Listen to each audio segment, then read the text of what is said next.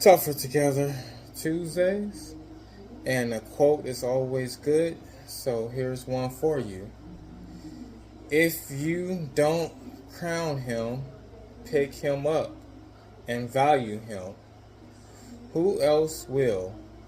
Build your king up because there are hidden battles that he fights. Don't become another battle that he has to fight. Be his peace. And on tonight, I want to talk to you all about the 5 love languages. Okay, so something I often hear on dating shows. This often comes up as one of those questions that people ask. They say, hey, what is your love language? And then oftentimes people will say some things that are way off, or people may not have any idea what the person's talking about. Certain people do have an idea of what the people are actually talking about, and they can actually answer them and say what their love language is. But just for those of you who don't know what the 5 love languages are, I'm going to break those down briefly so that you can actually know them. And then, too, I'll probably leave a link where you can actually take a quiz to find out what your actual love language is. So, therefore, you will actually know it. So then you can use this. Now, the good thing about learning these love languages, or possibly even reading a book, The 5 Love Languages by Gary Chapman, this will help you out your relationship or possibly your marriage if both of you can figure out what your love language is. The book kind of breaks it down in terms of not knowing your partner's love language. This can cause some issues. It'll be the same way if you were to go overseas or somewhere that you're not used to and they speak a totally different language and they act and their culture is totally different than what yours is. It'll be hard for you to actually communicate with them and to work out your differences. So it's the same way in a relationship. When you have different love languages, you have to learn your partner's love language, and then vice versa, they have to learn yours, and you guys will have to come on some type of solid ground so that you guys can move forward together. So, one of the 5 love languages is words of affirmation. So, this is a way to express love through verbal appreciation or compliments. Now, certain individuals love to be complimented and love for you to express how you actually feel about them. So, words of affirmation may be a love language for you or your partner, and it helps you to actually appreciate um, what you actually have, and it helps them to let them know that you actually do truly love them. So if you grew up possibly in a home where your mother and dad spoke very highly of you and they gave you words to make you feel good, then you may be a person that has this type of love language where you like to hear words of affirmations and words that actually make you feel good, and you want that from your partner. You want them to tell you you want them to tell you how they love you, they appreciate you, thank you for the things that you're doing and the things that you may do in the future, and how great you are. So, if that's you, that may be your love language, and this is what you will probably want to get out of a partner that you may actually be with. Another love language, which I think the group High Five made this song kind of famous, quality time. They used to sing, I will spend quality time with you. So this is another love language, spending quality time. So just like as the song says, being right there for you, making sure that they have time for you. Quality time is, you actually making time for your actual partner and you making sure that you're actually there. So it's giving divided attention and engagement in meaningful conversations and meaningful doing actions or activities with each other. So a person that love language is quality time, you're going to want to make time for them in your work schedule or whatever it is that you actually do. And oftentimes it has been said that some women move on, or even some men, because the other person can spend quality time with them. I think Martin Lawrence made that a little bit famous in his stand-up comedy "You So Crazy," when he talked about his girlfriend and how he would actually leave her all the time, and then all she really wanted was quality time with him. And so eventually the joke goes on that somebody else got his time, one of his buddies or somebody else got his quality time, and she was looking to get with him.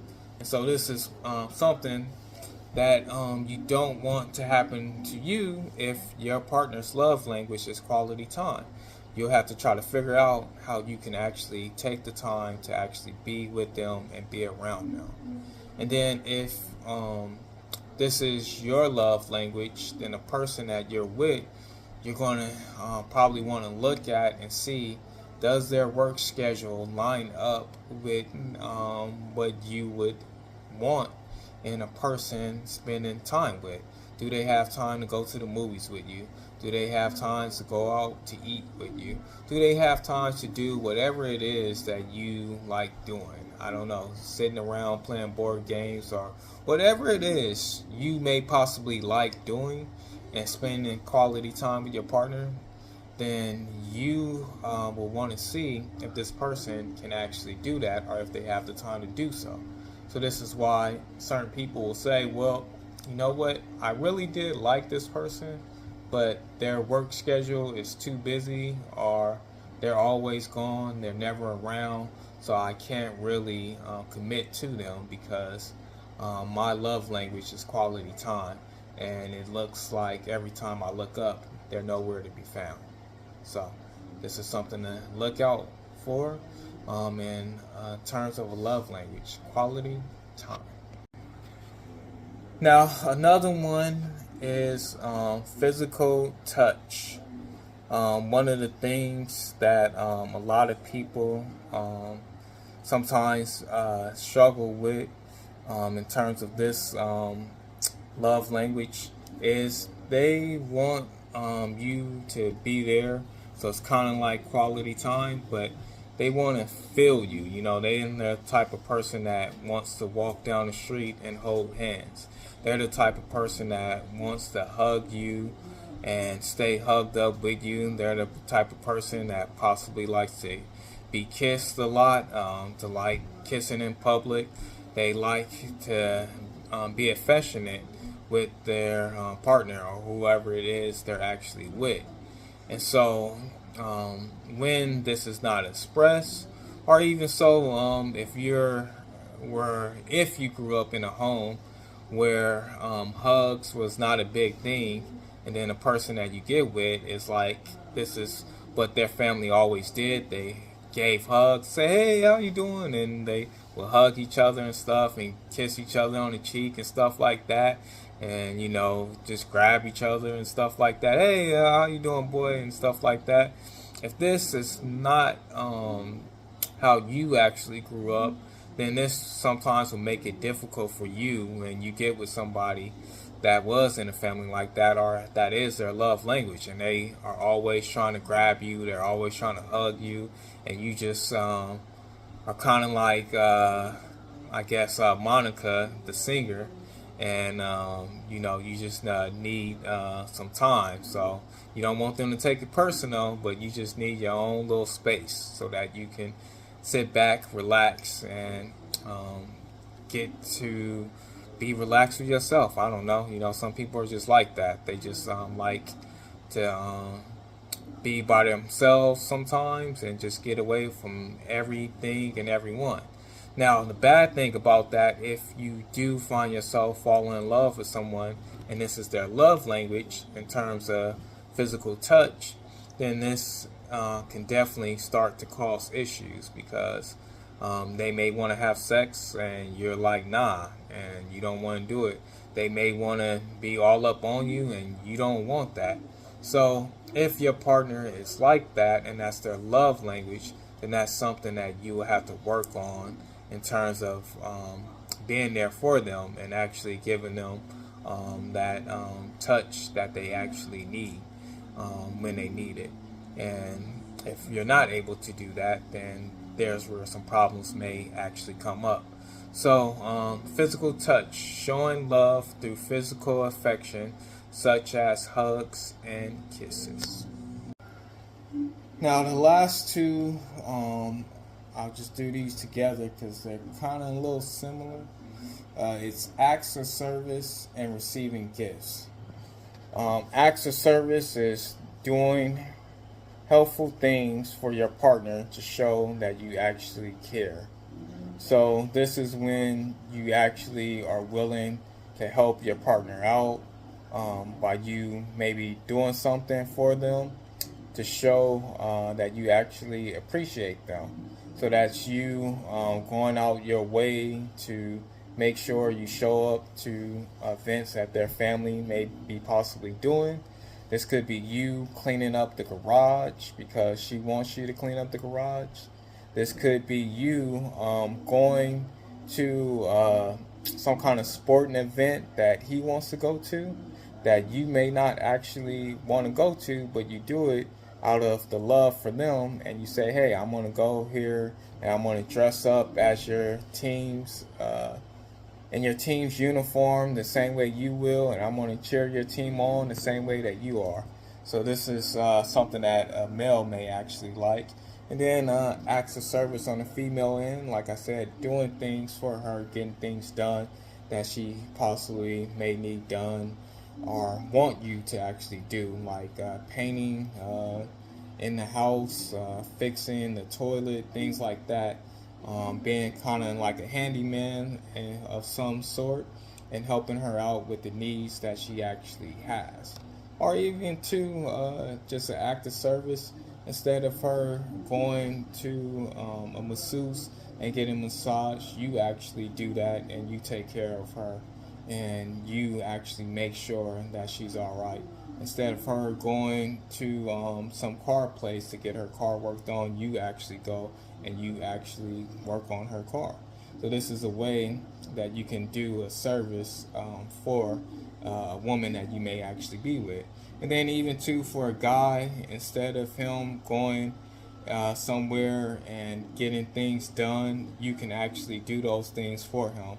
Help him to organize possibly his messy room or closet, or even his car if he has a messy car, or just helping him to organize and get things more organized. This could be an act of service where this will actually help them out. Now this love language, if you do happen to get with somebody where acts of service is their love language, then they're going to look for you to actually do a lot of helping them out and relieving them from things that they actually do or that they want to actually get done. So you always want to be paying attention to what things you can do for them to basically show that you actually care for them. By you actually doing these things and showing up and helping them out wherever they need help with certain things, then this will show them that you actually love them. So definitely being helpful. Now the other one kind of is similar in certain ways, and that's receiving gifts. Now depending on the person that you're with, if them growing up, their parents always gave them gifts to show them that they loved them. They gave them nice things and said, hey, here's this gift. This is just us showing you how much we actually love you. Then they are going to be one of those people who have that, what we always say, they're going to have that give me this, give me that kind of syndrome. So if you do find yourself with that type of person, then they're going to want you to actually give them nice things on a regular. So if you start the relationship in what we call the honeymoon stage, and you're doing all these things in terms of you um, going on vacation, trips, and things like that, taking them out to eat and stuff like that, buying them things and surprising them with, hey, here's a nice necklace. Oh, hey, I bought you this. Hey, I bought you that. Some flowers or things like that. They're going to want you to actually continue in those things. And so then when your money may get a little tight or things are a little bit difficult for you, where you can't possibly give them these gifts, they may start to think that you actually don't love them anymore because you are not actually giving them those gifts. So it's important that you know if their love language is receiving gifts. And if it is, then you probably want to make sure your money's right.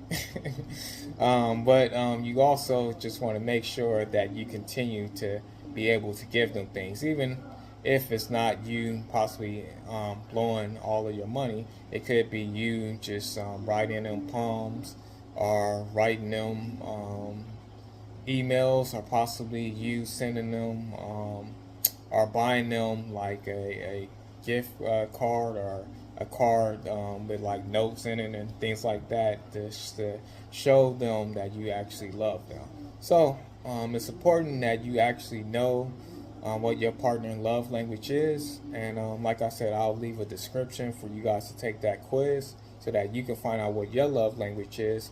And if you are with somebody, you can actually have them do it, and you guys can both know each other's love language. And then if you are single, not with anybody, you can know your love language. And then if you do find somebody, have them take the quiz so you can know their love language and see if you can actually rock with them or not. But this has been another Tougher Together Tuesday. And remember, two are better than one if two function as one. So stay together.